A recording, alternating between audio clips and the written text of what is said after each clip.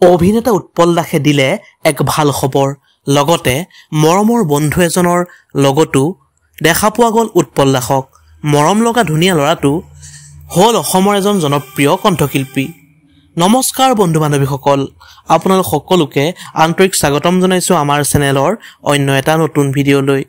অনুগ্ৰহ কৰি প্ৰথমৰ পৰা শেষলৈকে অলপ স্কিপ নকৰাকৈ ভিডিঅ'টো চাব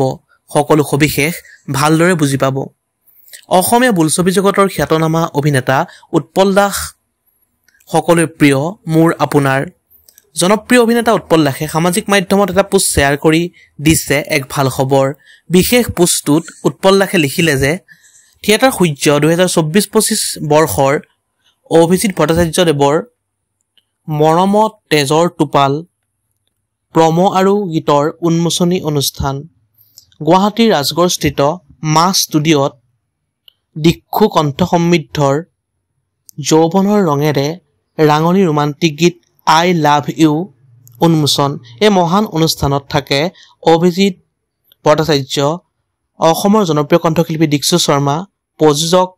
মুনিন্দ বৰ্মনকে ধৰি বহুকেইজন লেখত ল'বলগীয়া ব্যক্তি ভিডিঅ'টো আছিল ইমানেই অন্য এটা নতুন ভিডিঅ' লগ পোৱাৰ প্ৰতিশ্ৰুতি